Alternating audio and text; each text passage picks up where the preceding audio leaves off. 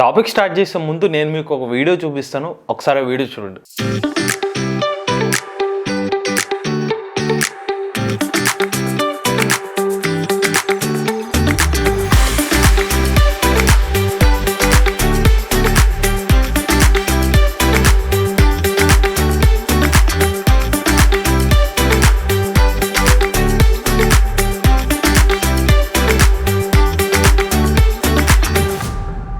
Video చూశారు కదా, ఒక రోబోట్ మనిషి ఎలాగైతే బూట్లు తొడుక్కుంటారో అలాగే షూస్ని తొడుక్కుని లేసులు కూడా కట్టుకుని నడవడం జరిగింది.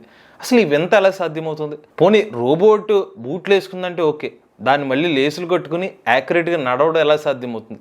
అసలు ఆ బూట్ని ఎలా తీసుకోగలిగింది?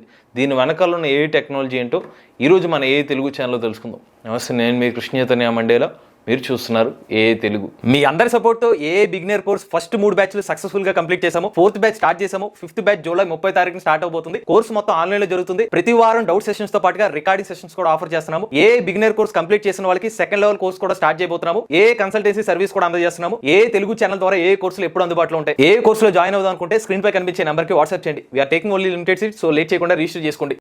స్టాన్ఫర్డ్ యూనివర్సిటీకి చెందిన కొంతమంది రీసెర్చర్లు మరియు స్టూడెంట్స్ కలిసి హ్యూమనాయిడ్ ప్లస్ అనే ఒక ఏఐ హ్యూమనాయిడ్ రోబోట్ని డెవలప్ చేశారు. అదే మీరు ఇప్పుడు చూసిన హ్యూమనాయిడ్ రోబోట్. మరి ఈ హ్యూమనాయిడ్ రోబోట్ ఇంత యాక్యురేట్గా పనులు ఎలా చేయగలుగుతుంది? దీని వెనకాల కొన్ని ఆసక్తికరమైన విషయాలు ఉన్నాయి. ఫస్ట్ వచ్చి ఈ హ్యూమనాయిడ్ రోబోట్ 33 డిగ్రీల ఫ్లెక్సిబిలిటీతో పనిచేయగలుగుతుంది. అంటే చాలా ఫ్రీగా దాని చేతులు కానీ కాళ్ళు కానీ నడిచే విధంగా ఫ్లెక్సిబిలిటీ ఎక్కువ ఉంటుంది. రెండోది, దీని ఎత్తు వచ్చి 180 సెంటీమీటర్లు, దాదాపుగా మనిషి ఎలా ఎంత ఉంటాడో అంత ఎత్తుగానే కనిపిస్తుంది. మన ఫేస్కి మనం రియాలిటీ ముఖం కాకపోయినా జస్ట్ మనిషి లాంటి ఒక లుక్తో అయితే ఈ రోబోట్ అయితే కలిగి ఉంటుంది. మరి ఇప్పుడు అసలు ప్రశ్న ఏంటంటే, మనిషి చేసినట్టుగా అంత యాక్యురేట్గా బూట్లు ఎలా తొడుక్కుంది? దీనికి రీజన్ ఏంటంటే, వీళ్ళు ఈ రోబోట్కి 40 గంటల మనిషి యొక్క నడిచే డేటా కానీ చేతులు ఎలా కదుపుతారు ఈ సంబంధించిన డేటా, ట్రైనింగ్ చేసిన డేటాని ఈ పర్టికులర్ ఏ రోబోట్కి డంప్ చేశారనమాట. సో ఆ పర్టికులర్ సాఫ్ట్వేర్ సంబంధించి కంప్లీట్ కోడింగ్తో మోడల్ డెవలప్ చేశారు కాబట్టి ఈ రోబోట్ ఆ డేటాని సేకరించడం వల్ల మనుషులు ఎలా చేసినట్టుగానే ఇది బూట్లు అయితే తొడుక్కోగలిగింది. రెండో విషయం ఏంటంటే, ఈ రోబోటు మనుషులు రియల్ టైంలో మనిషి ఇలా గుద్దాడు అనుకోండి, ఆ గుద్దినట్టుగా కూడా ఈ రోబోట్ చేయగలుగుతుంది. అది ఎలా సాధ్యమవుతుందంటే, ఒక RGB కెమెరాని మనిషి ముందు పెడతారు. మనిషి ఏదైతే ఇలా గుద్దినట్టు ఒక జస్ట్ ఒక పోజ్ ఇచ్చారు అనుకోండి, దాన్ని ఆ RGB కెమెరా క్యాప్చర్ చేస్తుంది కదా, దానికి సంబంధించిన డేటా అనేది ఈ రోబోట్కి సెన్సార్ రూపంలో వెళ్తుంది అనమాట, సిగ్నల్స్ ద్వారా. సో మనిషి ఏదైతే గుద్దాడో దాన్ని ఇన్పుట్గా తీసుకుని ఈ రోబోట్ కూడా ఎలా గుద్దాడు అది తీసుకుని సేమ్ అలాగే గుద్దుతుంది అనమాట. ఇలా ఈ గుద్దడాన్ని లేకపోతే మనిషి చేసే పనిని మిమిక్ చేయడాన్ని షాడోయింగ్ అని అంటారు. ఆ షాడోయింగ్ అనే ఒక టెక్నాలజీని ఈ స్టాన్ఫోర్డ్ యూనివర్సిటీ సంబంధించిన రీసెర్చర్లు డెవలప్ చేసుకున్నారు. అందువల్లే ఎవరైనా జస్ట్ ఆ కెమెరా ఆన్ చేసుకుంటారు, ఒక లోపల బట్టలు సర్దుతున్నారు అనుకోండి, సో ఆ రోబోట్ కూడా బట్టలు ఎలా సర్దుతాడు, మనిషి ఇలా చేతితో బట్టలు లోపల పెట్టినట్టుగా ఈ రోబో కూడా ఇలా బట్టలు లోపల పెడుతుంది. లేకపోతే బట్టలను మడత పెడుతుంది, ఇలా మడత పెడితే ఇది కూడా ఇలా మడత పెడుతుంది. కూర్చుని పక్కకు జరిపాడు ఇలా కూర్చుని, సో ఈ రోబోట్ కూడా అలా జరపడం అనమాట. సో ఎగ్జాక్ట్గా ఏదైతే RGB కెమెరాలో మనుషులు ఏదైతే పని చేస్తారో దాన్ని యాస్టీస్గా ఈ రోబోట్ మిమిక్ చేస్తుంది. సో ఒక షాడోయింగ్ టెక్నిక్. దీనివల్ల ఉపయోగం ఏంటంటే, డబ్బులు ఖర్చు తగ్గుతుంది అనమాట.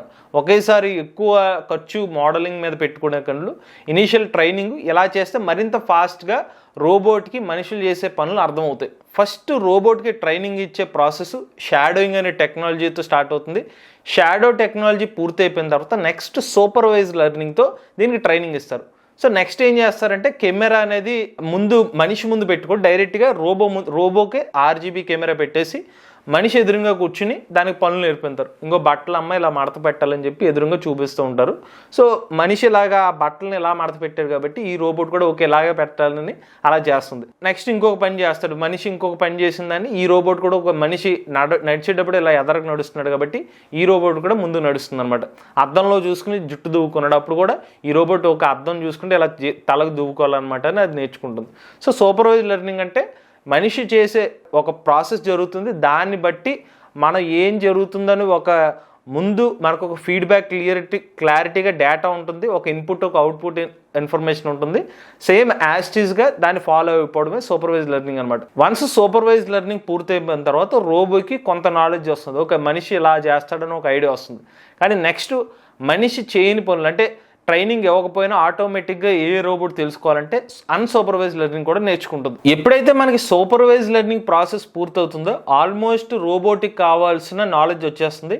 మనుషులు చేసినట్టు యాక్యురసీలో 40 to 60%, కొన్నిసార్లు కొన్ని చిన్న టాస్క్లు అయితే 60 to 100% కూడా యాక్యురేట్గా పనిచేసే అవకాశం ఉంటుంది. అలానే ఈ హ్యూమనాయిడ్ రోబోట్స్ యొక్క క్యాపబిలిటీస్ అనేవి అన్లిమిటెడ్ అనమాట. ఒకటని కాదు, వేర్ హౌస్ రోబోట్స్ కింద యూజ్ చేసుకోవచ్చు, రిసెప్షనిస్ట్ కింద యూజ్ చేసుకోవచ్చు, లేకపోతే హెల్త్ కేర్ ఇండస్ట్రీలో యూజ్ చేసుకోవచ్చు, మన ఏదైనా పార్సెల్స్ డెలివరీస్ ఇవ్వడం కూడా యూజ్ చేసుకోవచ్చు. ఇలా వివిధ రకాలుగా అయితే ఒక పాసిబిలిటీ అని కాకుండా మల్టిపుల్ పాసిబిలిటీస్, ఈవెన్ ట్రాన్స్లేటర్ కింద దీనికి మైక్ కనెక్ట్ చేసి మనుషులు ఎలాగైతే మాట్లాడుతున్నారో దానికి సంబంధించిన డేటాని ఇస్తే అది కూడా ఈ రోబోట్ చేయగలిగే క్యాపబిలిటీస్ అయితే వస్తాయి. ఒక మాటలో చెప్పాలంటే ఈ స్టాన్ఫోర్డ్ యూనివర్సిటీ వాళ్ళు డిజైన్ చేసిన ఈ హ్యూమనాయిడ్ ప్లస్ అనే రోబోట్ మనిషికి ధీటుగా వర్క్ చేసే విధంగా, అంటే మనిషి చేస్తున్న పనులు మిమిక్ చేస్తూనే తనకు తానుగా పనులు చేసుకునే క్యాపబిలిటీస్ అనేవి ట్రైనింగ్ ఎవడైతే స్టార్ట్ చేశారు. సో ఓవరాల్గా అయితే ఇది కంప్లీట్గా ప్రొడక్షన్ రెడీ రోబోట్ అయితే కాదు, బట్ వీళ్ళ ట్రైనింగ్ చేస్తున్నంత వరకు ఇప్పటి వరకు చూసిన రోబోట్స్లో కాస్త భిన్నంగా అయితే కనిపించింది.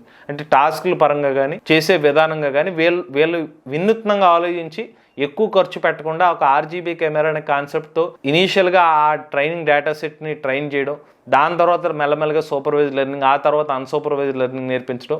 అంటే ఒక ప్రాసెస్ చేసినప్పుడు మంచిగా కరెక్ట్ అయితే రివార్డ్స్ వస్తాయి. అంటే ఒక గ్రీన్ సిగ్నల్ వెళ్తుంది, తప్పు చేస్తే రెడ్ సిగ్నల్ వెళ్తుంది. ఓకే, నేను తప్పు చేశానని చెప్పి రోబోట్ తనకు తెలుసుకుని ఆ పనిని కరెక్ట్ చేస్తుంది అనమాట.